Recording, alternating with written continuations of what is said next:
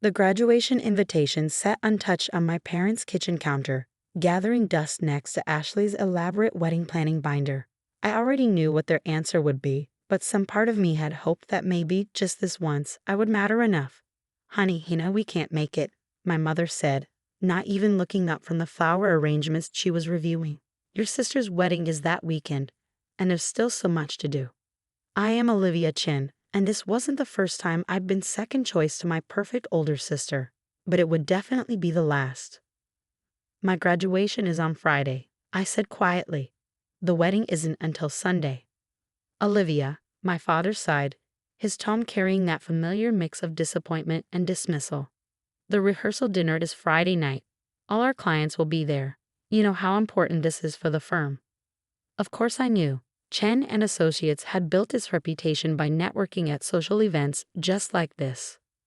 My sister's wedding to the son of another prominent law family would cement valuable business connections. "It's my MBA graduation. I tried one last time. I'm graduating top of my class. And we're very proud," my mother said automatically. "But your sister is getting married, to James Morton. Do you know how many firms wanted to merge with Morton Industries?" I did know. Morton Industries was the biggest technology manufacturer in the region, and my father's most valuable client. The merger that would follow Ashley and James's wedding would make both families even wealthier than they already were. "We'll have someone record the ceremony," my mother added, as if that made everything okay. "Now, what do you think about these centerpieces?" I left without answering, the graduation invitation still lying forgotten on the counter. As I drove back to my apartment, I couldn't help but laugh at the irony. They were so focused on Morton Industries, so eager to strengthen their connection to the company, that they couldn't see what was right in front of them. They had no idea that on Monday morning, I would be announced as Morton Industries' new CEO. The story of how I got there started 2 years ago, when I chose to get my MBA at night while working as a junior analyst at Morton Industries. My parents had been dismissive of the decision. "Why not join the family firm?" my father had argued. "We could fast-track you to partner in 5 years." But I had seen how they ran their business, the old-school networking, the deals made on golf courses, the way they treated their employees like disposable assets. I wanted something different. At Morton Industries, I caught the attention of the retiring CEO, Robert Morton, himself, with my innovative proposals for modernizing the company's operations. While my sister was planning her wedding to his son, I was working directly with Robert, learning every aspect of the business. "James has no interest in running the company," Robert told me one evening after a particularly long strategy session. "He's happy being a corporate lawyer, following in his mother's footsteps. But you have the vision this company needs." When he offered me the CEO position 3 months ago, I accepted on one condition. The announcement would be kept secret until after my graduation.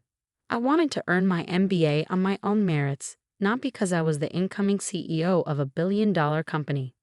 Robert agreed, amused by my insistence on independence. Only a small circle of board members knew about the succession plan. Even James didn't know his father had chosen his future sister-in-law to run the family company. Now, sitting in my apartment, I looked at the graduation program they had sent me to review. As class valedictorian, I would be giving a speech. The ceremony would be attended by various business leaders, including Robert Morton, who would be receiving an honorary doctorate. My phone buzzed with a text from Ashley. "Need you to handle the wedding favors. Too busy with final dress fitting. Don't screw it up." I added it to the mental list of wedding tasks that had been dumped on me. Despite not being considered important enough to warrant my family's presence at my graduation, I was apparently reliable enough to handle their wedding logistics. Another text followed. "Dad says you're coming to the rehearsal dinner, right? James's family will be there. Good networking opportunity for you." I smiled, thinking about Monday's announcement. "No," I typed back. "I have other commitments." 3 dots appeared as she typed furiously. "Are you serious? This is my wedding. The Mortons will all be there. This could help your career." If she only knew. The week of graduation arrived, bringing with it a flurry of activity. My parents were completely absorbed in wedding preparations, barely noticing when I stopped by to pick up my mail. "Oh, Olivia," my mother called as I was leaving. "We need you to pick up the wedding programs tomorrow morning. And the table cards need to be arranged alphabetically." "Can't," I said. I have graduation rehearsal. She looked up, genuinely confused. You're still going to that? But we need you here. I'm valedictorian, Mom. I have to give a speech. Well, make it quick, she said, turning back to her wedding binder. The florist needs someone to supervise the delivery at 2. I didn't bother telling her that I wouldn't be available. Let them figure it out themselves. The morning of graduation, I stood in front of my mirror, adjusting my cap and gown. Underneath, I wore a perfectly tailored suit that cost more than my first car. The person looking back at me wasn't the overlooked second daughter anymore. She was a CEO. My phone had been buzzing nonstop with messages from my family. Mom, where are you? The florist is waiting. Ashley, can't believe you're missing the rehearsal for some stupid ceremony. Dad, the Mortons are asking about you. This is very unprofessional. I turned my phone off. They'd find out soon enough where I was and why it mattered. The graduation hall was packed. In the front row, I could see Robert Morton and other business leaders. My family's absence was conspicuous, but I found I didn't care anymore. The people who really mattered to my future were all here. As I waited to be called to the podium for my speech, I thought about all the times my parents had dismissed my choices, all the times Ashley had treated me like her personal assistant, all the times they had made it clear that I was second best. The dean stepped up to the microphone. And now, our class valedictorian, graduating with highest honors, Olivia Chen. I stood, straightened my shoulders, and walked toward the podium. It was time to show them exactly what they had chosen to miss. I stepped up to the podium, surveying the packed auditorium. My speech notes lay before me, but I barely needed them. I'd been preparing for this moment for longer than anyone knew. Distinguished faculty, honored guests, fellow graduates, I began, my voice steady and clear. Today marks not just the end of our academic journey, but the beginning of our future as business leaders. From the corner of my eye, I saw movement at the back of the hall. My parents had just slipped in, looking flustered and irritated. They must have come directly from the wedding rehearsal, probably planning to drag me back to handle some crisis with the centerpieces.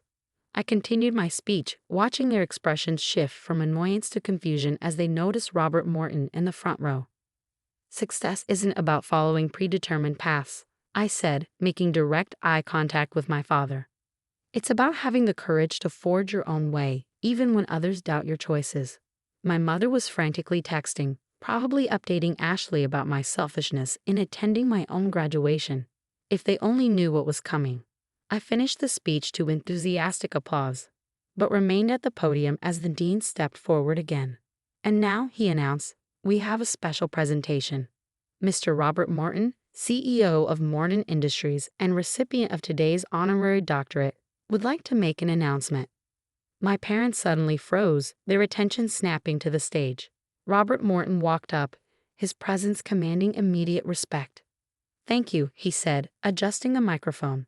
As many of you know, I've led Morton Industries for 30 years. Today, I'm honored to announce my successor. The room went completely silent. In the back, I could see my father standing up straighter, probably assuming this had something to do with James and the upcoming merger. Over the past 2 years, this young leader has demonstrated extraordinary vision, innovative thinking, and an unwavering commitment to excellence. She has earned this position through merit, not connections. My mother's phone clattered to the floor. Please join me in welcoming the new CEO of Morton Industries, Olivia Chen. The explosion of applause was deafening, but I could clearly see my parents' faces, shock, disbelief, and dawning horror as they realized what they had missed. Robert motioned me forward, handing me a small golden key, a Morton Industries tradition symbolizing the transfer of leadership. As cameras flashed, he whispered, "You earned this, Olivia. Every bit of it." The reception afterward was a whirlwind of congratulations and business cards. Corporate leaders who had never given me a second glance were now eager to connect. Reporters requested interviews about being one of the youngest CEOs in the industry. Through it all, my parents hovered at the edges, clearly unsure how to approach this new reality. Finally, during a brief lull, they made their move. Olivia, my father's voice was carefully controlled. Why didn't you tell us about this opportunity? Would it have changed anything? I asked calmly. Would you have attended my graduation instead of Ashley's rehearsal? Of course we would have, my mother started, but I cut her off. You mean you would have come if you had known it would benefit you professionally? That's not the same thing. Before they could respond, my phone buzzed with a text from Ashley. Where are you? The rehearsal dinner starts in an hour. I showed them the message. You should go. Wouldn't want to miss any networking opportunities. Olivia, be reasonable, my father said, his tone shifting to the one he used for business negotiations. This changes everything. We need to discuss the implications for the merger. The merger will proceed as planned, I said professionally. Morton Industries believes in honoring its commitments, but the terms might need some adjustments. Their faces paled as the implications sank in. The merger they had planned to dominate would now be controlled by the daughter they had dismissed. Now, if you'll excuse me, I smiled. I have a business to run. The next few weeks were intense. News of my appointment made headlines in the business world. Youngest CEO in Morton Industries history and next-gen leader brings fresh vision to tech giant. The wedding proceeded as planned, though with a notably different atmosphere. Ashley was furious when she realized her little sister would effectively be her husband's boss. James, to his credit, handled it with grace. Dad told me months ago, he admitted during a private moment at the reception. Said you were exactly what the company needed. He was right. My parents tried multiple times to discuss the situation, but I kept our interactions strictly professional.